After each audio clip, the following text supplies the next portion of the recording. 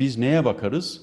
Biz yapılan işin Allah'ın kitabına, Resul-i Ekrem'in sünnetine uygun olup olmadığına bakarız.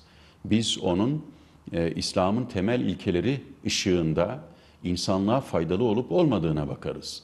Dolayısıyla biz Mevlid Kandilimizi idrak ederiz.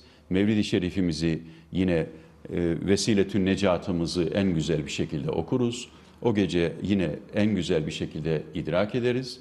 Ama Resul-i Ekrem Aleyhisselam'ın mesajını toplumun bütün kesimlerine taşımak için de bu haftayı idrak etmeye devam ederiz.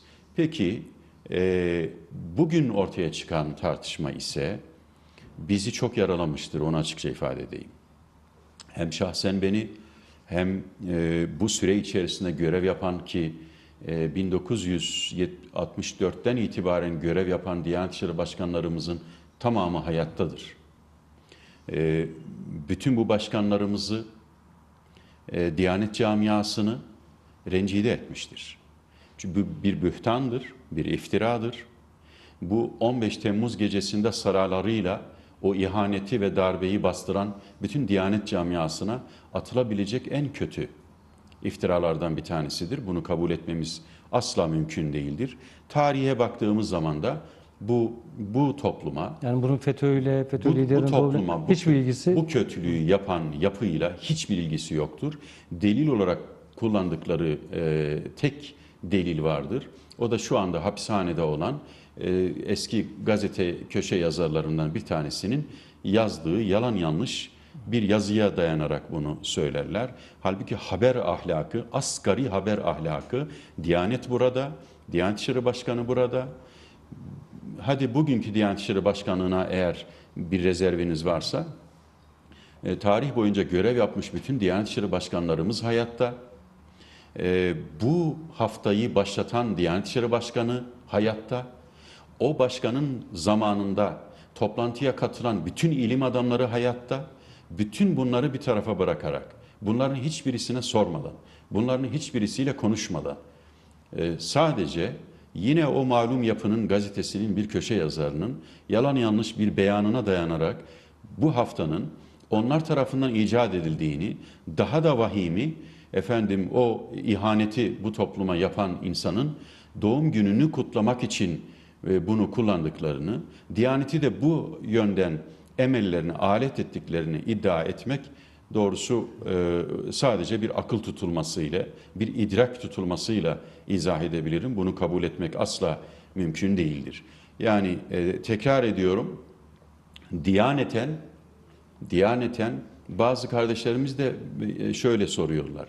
Peki siz Ramazan ayını da miladi takvime göre, evet, Ramazan'ı, bu kurbanı, maalesef ayrıca bir cehalet.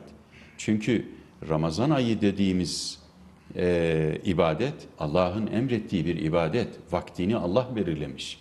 Namaz vakitlerin vaktini Cenab-ı Hak belirlemiş. Mevlid Kandili ise Resul-i Ekrem'in hayatın ve vefatından 3 asır sonra Müslümanların başlattığı güzel bir çığır, güzel bir gelenek. Dolayısıyla bunu onunla, bayramla, cuma ile, Ramazan'la benzeterek siz o zaman neden bunu Hicri'ye göre idrak etmiyorsunuz, miladiye göre idrak ediyorsunuz demek. Bu maalesef bilgi eksikliğinden kaynaklanıyor. Bu asla ona alternatif değil. Çünkü bu taabbudi, dini bir gece değil, bir hafta değil. Bu Resul-i Ekrem Aleyhisselam'ın bu çağa, bu insanlığa getirdiği o rahmet mesajlarını toplumun her kesimine ulaştırmak için yapılan bir ilmi faaliyet, bir ilmi etkinliktir. Bunu siz Nisan ayında da yaparsınız, Mayıs ayında da yaparsınız, Haziran'da da yaparsınız. Dolayısıyla bunun bir vakti, sabitlenmesinin sebebini de sabitlenmesinin sebebi toplumsal modern hayatla ilgili bir şey oldu. Bütün kesimlerine ulaşmak. Yani kışı yazı var, tatili var, okulların tatili var. Ben şunu açıkça ifade ederim. Mesela son zamanlarda siyer dersinin, Resul-i Ekrem'in hayatının okullarımızda en azından seçmeli ders olması ne kadar önemliyse, bu haftanın da Diyanet İşleri Başkanlığı tarafından ve ilahiyat fakültelerimizle beraber Türkiye'de, yurt dışındaki millet varlığımızda ve bütün gönül coğrafyamızda kutlanması, idrak edilmesi en az o kadar önemlidir. Bundan vazgeçmemiz doğru olmaz diye düşünüyorum. E, Neredeyse programımızın yarısına yakını buna ayırmak zorunda kaldık ama bir yandan da hem tarihçesini öğrendik, madem bu kadar soru işareti var, hem bir yandan da aslında anmayla anlamak arasındaki farktan doğduğunu da söylemiş oldunuz. Buna rağmen çok affedersiniz, buna rağmen herhangi bir tereddüdü, şüphesi olan kardeşimiz kalırsa, yarın ben bilhassa hem Din İşleri Yüksek Kurulu'ndaki uzman arkadaşlarımız hem Diyanet'teki arkadaşlarımız telefonların başında hazır olacaklar. Her vatandaşımızın sorusunu cevaplayacaklar. Tekrar tekrar ifade ediyorum, hiçbir kardeşimizin kalbinde zerre kadar bir şüphe, bir endişe kalmasın. Bu haftanın dinen bid'at olarak adlandırılması asla doğru değildir. Resul-i Ekrem Aleyhisselam'ın hayatını anlatmak, onun çocuklara siyer okumak, siyer okutmak, hiç kimse bunu bid'at olarak adlandıramaz. Bugün gündeme getirilen, yani 28 Nisan bildirilerinin yapamadığını, bugün 28 Şubat. dindar muhafazakar geçinen bazı kardeşlerimizin yanlış bilgiye dayanarak yapmış olması bizi çok çok üzdü.